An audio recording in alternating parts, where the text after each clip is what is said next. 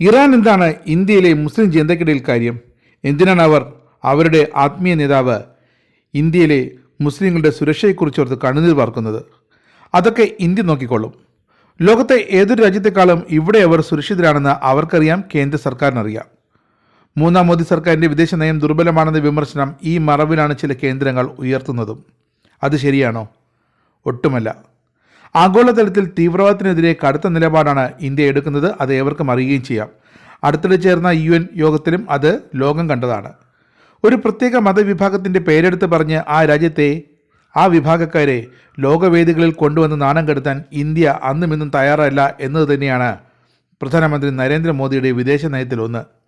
ആ നയം കൊണ്ട് തന്നെയാണ് സാധാരണ മനുഷ്യരെ കൂട്ടക്കൊല ചെയ്യുന്ന തീവ്രവാദികൾക്ക് പിന്തുണയുമായി ഇന്ത്യയിൽ ഒരു വിഭാഗം തെരുവുകളിൽ ആക്രോശങ്ങളുമായി സ്വാതന്ത്ര്യത്തോടെ ഇറങ്ങുന്നതും തീവ്രവാദികൾ ചത്തു വീഴുമ്പോൾ അവർക്ക് പിന്തുണയുമായി പ്രകടനങ്ങൾ നടത്തുന്നതും. ഇവിടെ കേന്ദ്ര സർക്കാർ അതൊക്കെ കണ്ടിട്ട് ഒന്നും മിണ്ടാതെ ഇരിക്കുന്നു എന്ന് കരുതരുത്.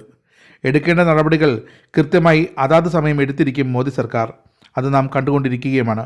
ഇറാന്റെ ആത്മീയ നേതാവെന്ന് പറയുന്ന മതതീവ്രവാദി കഴിഞ്ഞ ദിവസം പറഞ്ഞത് ഇന്ത്യയിൽ മുസ്ലിങ്ങൾ സുരക്ഷിതർ അല്ല എന്നായിരുന്നു. ഇന്ത്യ ഇറാന് നൽകുന്ന സാമ്പത്തിക സാമൂഹിക പിന്തുണ അതൊക്കെ അവഗണിച്ചായിരുന്നു ഈ പരാമർശം. ഇറാനിലെ ഇസ്ലാമിക മതതീവ്രവാദ ഭരണകൂടത്തിനെതിരെ അവിടുത്തെ സ്ത്രീകൾ നടത്തിയ ചരിത്രപരമായ പോരാട്ടത്തിൽ ആയിരക്കണക്കിന് പേരാണ് മരിച്ചു വീണത്. ആരും ചോദിച്ചില്ല. നൂറുകണക്കിന് സ്ത്രീകളെയാണ് ജയിലിലിട്ട് പീഡിപ്പിച്ചത്. ആരും ചോദിച്ചില്ല. പർദ്ദ ഇടാത്തതിൻ്റെ പേരിൽ സ്ത്രീകളെ ഇറാൻ ഭരണം തല്ലിക്കൊന്നപ്പോൾ ലോകം മുഴുവൻ പ്രതിഷേധമുയർന്നെങ്കിലും ഇന്ത്യ ഔദ്യോഗികമായി നിശബ്ദത പാലിച്ചു. അതിന് കാരണമുണ്ട്. ഇന്ത്യയുടെ ബഹുമാനപ്പെട്ട വാണിജ്യ പങ്കാളിയാണ് ഇറാൻ. അവരുടെ ഛബാർ തുറമുഖം ഇന്ത്യയുടെ പരിപാലനത്തിലാണ്. ഇന്ത്യയും ഇറാനും തമ്മിലുള്ള ബന്ധം ഇന്ത്യയെ സംബന്ധിച്ച് വളരെ വലുതായതുകൊണ്ടാണ് ലോകം കണ്ട ഏറ്റവും വലിയ മനുഷ്യാവകാശ ലംഘനങ്ങൾ ഇറാനിൽ നടന്നപ്പോഴും ഇന്ത്യ നയതന്ത്ര ബുദ്ധി ഉപയോഗിച്ച് പ്രതികരിക്കാതെ അവഗണിച്ചത്. ഇനി അവരറിയേണ്ട വസ്തുത എന്താണ്? ഇന്ത്യയിൽ മുസ്ലിങ്ങൾക്ക് ഭൂരിപക്ഷ സമുദായമായ ഹിന്ദുക്കളെക്കാൾ കൂടുതൽ അവകാശമുണ്ട്. ലോകത്തിലെ ഏത് തീവ്രവാദി ചത്തു വീണാലും ഇന്ത്യയിലെ ഒരു വിഭാഗം മുസ്ലിങ്ങൾ തെരുവില ചത്ത തീവ്രവാദിക്ക് വേണ്ടി പ്രകടനം നടത്തും. ഇതൊന്നും മുസ്ലിം രാജ്യങ്ങളായ ഗൾഫ് നാടുകളിൽ പോലും അനുവദിക്കില്ല എന്നോർക്കണം. അപ്പോൾ അത്ര സ്വാതന്ത്ര്യമാണ് മുസ്ലിം സമുദായത്തിന് ഇന്ത്യയിലുള്ളത്. ലോകത്ത് മുസ്ലിം ഭൂരിപക്ഷ രാജ്യങ്ങളിൽ മറ്റ് മതസ്ഥരുടെ എണ്ണം ഓരോ ദിവസവും കുറഞ്ഞു വരുമ്പോൾ ഇന്ത്യയിൽ മുസ്ലിം ജനസംഖ്യ അതിവേഗം ഉയരുകയാണ്. ചൈനയിൽ 10 ലക്ഷം മുസ്ലിങ്ങളെയാണ് തടവിലിട്ടിരിക്കുന്നത്. മോസ്കുകൾ ചൈനീസ് ഭരണകൂടം ഇടിച്ചു നിരത്തുന്നു.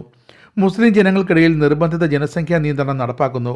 ഒരു തരത്തിലുള്ള മുസ്ലിം വിശ്വാസവും അവരനുവദിക്കില്ല. ഇറാന്റെ ഈ ആത്മീയ നേതാവ് ചൈനയോട് ഇന്ത്യയോട് പറഞ്ഞതുപോലെ പറയുമോ? അതിനുള്ള നട്ടല്ലും ചങ്കുറപ്പും അവർക്കില്ല. ഇന്ത്യയെ ചൊറിഞ്ഞാൽ കുഴപ്പമില്ല എന്ന് ഇറാന് വ്യക്തമായി അറിയാം. അതുകൊണ്ടാണ് ഇങ്ങനെ നിരന്തരം ഇന്ത്യയെ ലോകവേദികളിൽ അപമാനിക്കുന്നത്. എന്തിനാണ് ഇത്തരം കീടങ്ങളോട് ഇന്ത്യ എന്ന രാജ്യം ക്ഷമിക്കുന്നത്? ഇന്ത്യ ക്ഷമിക്കുകയല്ല, ഇറാൻ എന്ന സമ്പദ് വ്യവസ്ഥ തകരാതെ കാത്തു സൂക്ഷിക്കുകയാണ്. ഇന്ത്യക്ക് ക്രൂഡ് ഓയിൽ മറ്റുള്ള അറബ് രാജ്യങ്ങളിൽ നിന്നും ആഫ്രിക്കൻ രാജ്യങ്ങളിൽ നിന്നും യഥേഷ്ടം വില കുറച്ച് കിട്ടും. പക്ഷേ ഇന്ത്യ ഇറാൻ്റെ ക്രൂഡ് ഓയിൽ വാങ്ങിയില്ല എങ്കിൽ നിലവിൽ തകർന്നു കിടക്കുന്ന ഇറാൻ്റെ സമ്പദ് വ്യവസ്ഥ പെട്ടെന്ന് തകർന്ന് തരിപ്പണമാകും. അതാണ് സത്യം. നമ്മൾ മറ്റുള്ളവരെ എങ്ങനെ കാണുന്നു, ബഹുമാനിക്കുന്നു എന്നതിൽ ഒരു കാര്യവുമില്ല. അവർക്ക് മതമാണ് മുഖ്യമെന്ന് തിരിച്ചറിഞ്ഞ് ഇന്ത്യ പ്രതികരിക്കണം എന്നതാണ് ഇവിടുത്തെ ആവശ്യം. ഇന്ത്യ ചെയ്യേണ്ടത് അധികാരമുള്ളപ്പോൾ അത് ഉപയോഗിക്കുക തന്നെ വേണം. ഇന്ത്യ എന്ന രാജ്യത്തെ അപമാനിക്കാനും ഇന്ത്യക്കെതിരെ എന്തും വിളിച്ചു പറയാനുമുള്ളൊരു അവസരം ഒരു രാജ്യത്തിനും ഇനി ഉണ്ടാക്കി നൽകരുത്. അങ്ങനെ ഉണ്ടായാൽ അതിന് 10 ഇരട്ടിയായി മറുപടി നൽകാൻ ഇന്ത്യക്ക് കഴിയണം.